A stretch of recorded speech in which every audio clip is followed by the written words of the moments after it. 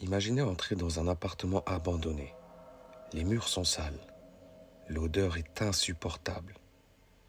Tout semble avoir été laissé à l'abandon depuis des semaines. Les policiers pensent d'abord être face à une simple affaire de squat. Puis l'un d'eux remarque une immense peluche Hello Kitty posée dans un coin de la pièce. Une simple peluche rose. Le genre d'objet qu'on offrirait à un enfant. Mais en s'approchant, les enquêteurs comprennent immédiatement que quelque chose ne va pas. Ils commencent alors à trifouiller la peluche. Et à l'intérieur, l'horreur absolue. Des restes humains sont retrouvés à l'intérieur de la peluche. À partir de cet instant, toute la police de Hong Kong réalise qu'elle vient peut-être de découvrir l'une des affaires criminelles les plus atroces de son histoire. Mais ce que les enquêteurs ignorent encore, c'est que cette peluche n'est que la toute dernière pièce d'un cauchemar qui a commencé plusieurs semaines auparavant. Pendant plus d'un mois, une jeune femme va disparaître dans l'indifférence générale. Personne ne viendra la chercher.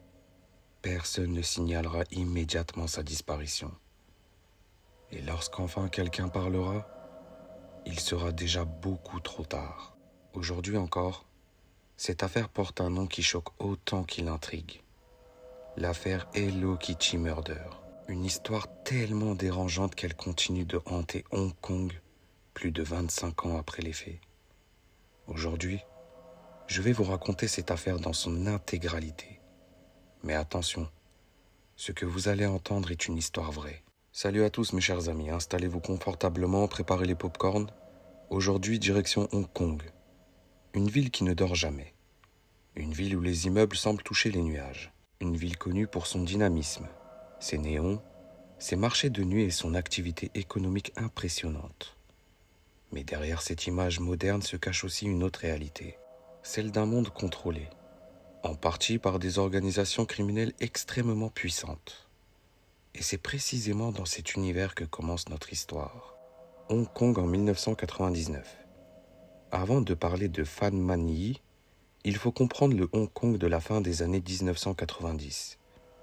En 1997, Hong Kong est rétrocédé par le Royaume-Uni à la Chine après plus de 150 ans d'administration britannique. Toute la ville traverse une période de transition. L'économie ralentit. La crise financière asiatique frappe durement de nombreuses familles. Pendant que certains deviennent immensément riches, d'autres survivent difficilement. Dans certains quartiers populaires, la pauvreté est omniprésente. Les appartements sont minuscules, les loyers explosent, la drogue circule facilement, la prostitution est très présente. Et surtout, les triades. Les triades sont des organisations criminelles implantées depuis des décennies à Hong Kong. Elles contrôlent différents trafics. Extorsion, prostitution, jeux clandestins, trafic de stupéfiants, prêts illégaux. Et je pense que vous vous en doutez, mes chers amis. Certaines de ces organisations sont extrêmement violentes. Elles inspirent la peur. Beaucoup de victimes préfèrent garder le silence plutôt que de dénoncer leurs agresseurs. C'est dans ce contexte qu'une jeune femme tente simplement de survivre. Elle s'appelle Phan Man Yi. Qui était Phan Man Yi? Phan Man Yi naît au milieu des années 1970. Son enfance est loin d'être facile. Très jeune, elle connaît la précarité. À l'âge adulte, elle enchaîne les petits emplois. Mais quand vous êtes payé au lance-pierre, gagner sa vie à Hong Kong est extrêmement difficile. Peu à peu, elle finit par travailler dans le milieu de la prostitution. Un choix souvent présenté de manière simpliste.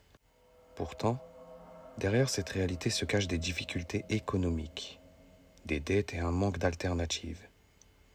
Fan essaie simplement de survivre. Elle fréquente parfois des individus liés au crime organisé. Pas parce qu'elle en fait partie, mais parce que son environnement l'y expose quotidiennement. À cette époque, elle est également dépendante à certaines drogues. Sa situation devient de plus en plus fragile. Malgré cela, plusieurs personnes décrivent Fan comme quelqu'un de souriant. Une jeune femme qui espère encore améliorer sa vie. Elle est loin d'imaginer que celle-ci va bientôt basculer. Au début de l'année 1999, Fan aurait un différend avec un homme lié aux triades. Selon plusieurs témoignages, Il s'agirait d'une dette de plusieurs milliers de dollars hongkongais. Les circonstances exactes restent floues. Certaines versions parlent d'argent emprunté. D'autres évoquent une dispute liée à la drogue. Une autre version affirme qu'elle aurait dérobé un portefeuille contenant de l'argent. Encore aujourd'hui, il est impossible de confirmer avec certitude ce qui s'est réellement passé. Mais une chose est sûre, certaines personnes veulent récupérer leur argent. Et dans cet univers, les dettes ne restent jamais impayées très longtemps. Les hommes au centre de l'affaire. Parmi eux se trouve un homme connu sous le nom de Big Wong. Autour de lui gravitent plusieurs complices. Tous sont connus des services de police. Ils évoluent dans le milieu des triades. Ils ont déjà eu affaire à la justice. Ils vivent dans un appartement situé dans le quartier de Kowloon, un quartier extrêmement dense. Des milliers de personnes y vivent les unes sur les autres. Dans ce genre d'immeuble, les voisins entendent souvent des disputes, ainsi que des cris, des bagarres, sans forcément intervenir. Vers le mois de mars 1999, Fan reçoit un message. On lui demande de venir régler sa dette. Pour elle, ce genre de rendez-vous n'a malheureusement rien d'inhabituel. Elle accepte. Lorsqu'elle arrive, tout change. Au lieu d'une simple discussion, elle est retenue contre son gré. Elle ne ressortira plus jamais libre de cet appartement. Au départ, les ravisseurs pensent surtout lui faire peur. Ils veulent simplement récupérer leur argent.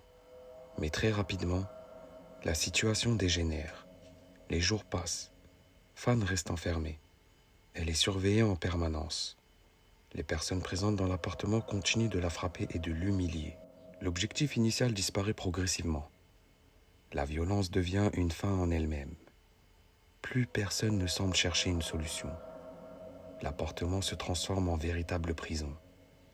Pendant ce temps, à l'extérieur, la vie continue normalement. Les habitants montent et descendent les escaliers. Les commerces ouvrent chaque matin. Les enfants vont à l'école.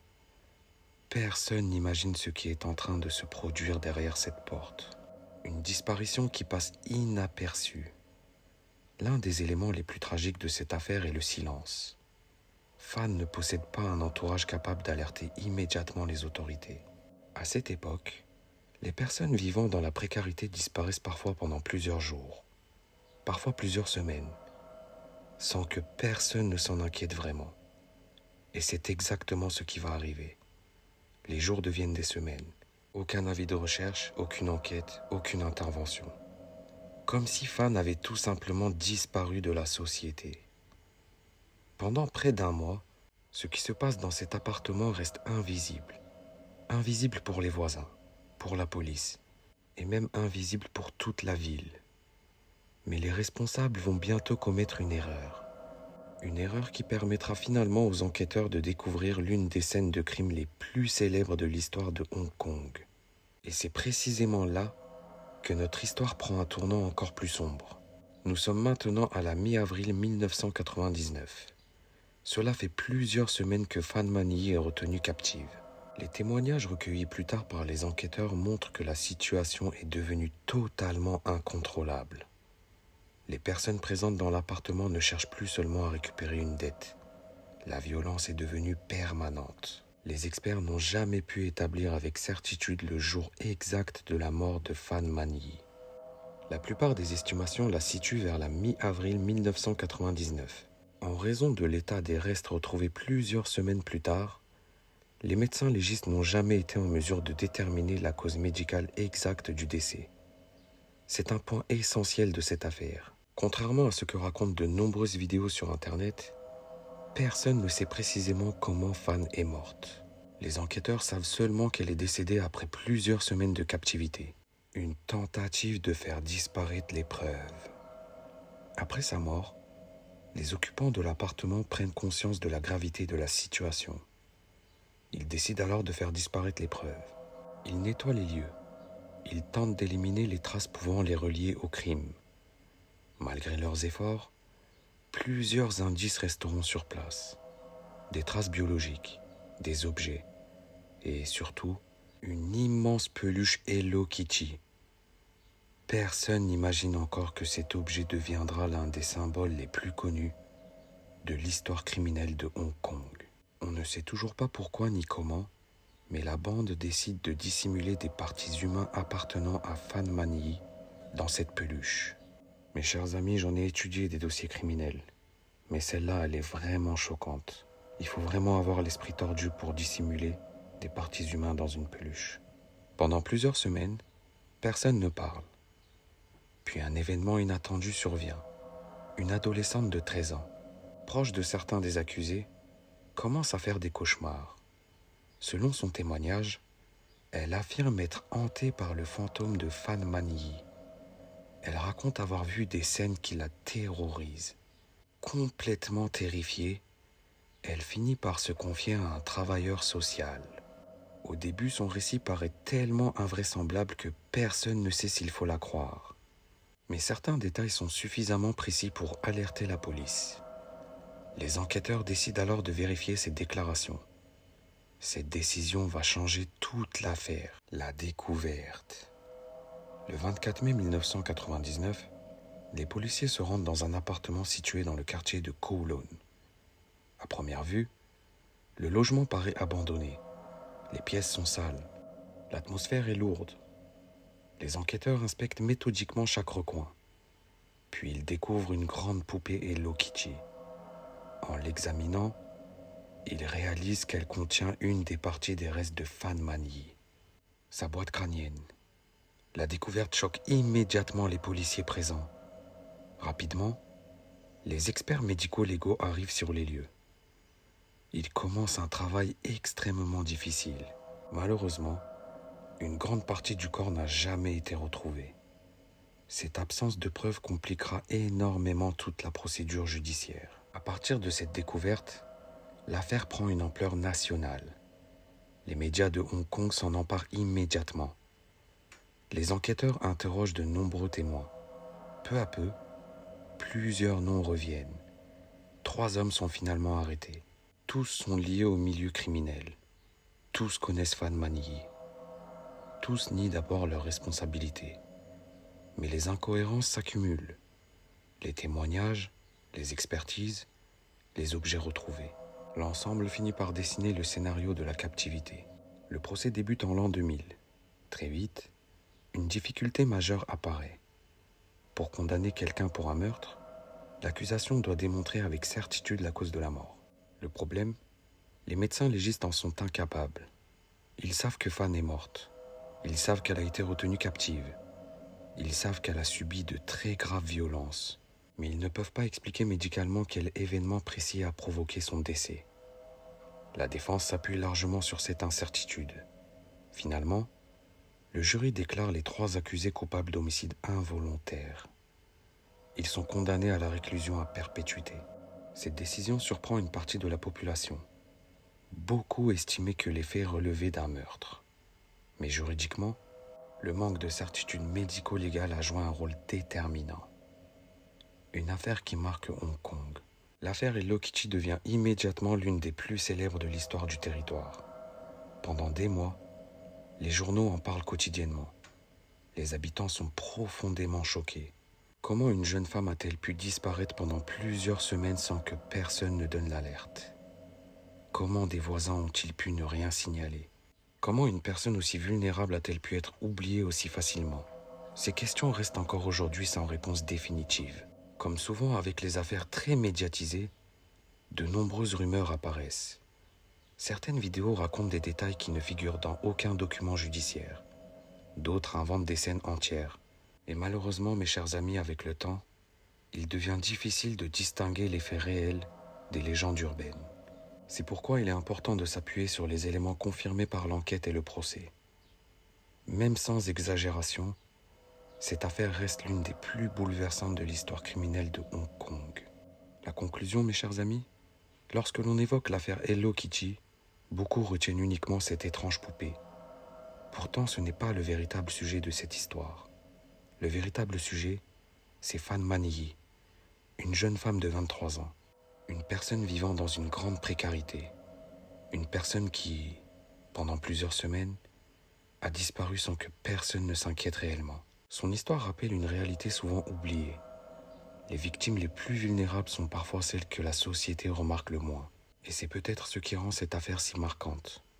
Plus de 25 ans après les faits, son nom continue d'être associé à l'une des enquêtes criminelles les plus connues de Hong Kong. Mais derrière ce nom, derrière cette peluche tristement célèbre, il y avait avant tout une femme, un être humain, une femme qui méritait de vivre. Et nous voilà à la fin de cette histoire, mes chers amis. Merci pour votre fidélité. Merci d'avoir regardé cette vidéo. Si ce format documentaire vous plaît et que vous souhaitez découvrir d'autres affaires criminelles, racontées avec sérieux et respect, n'hésitez pas à vous abonner, mes chers amis. Sur ces belles paroles, prenez soin de vous et je vous dis à très bientôt pour une nouvelle affaire sur Dead Signal Enquête FR.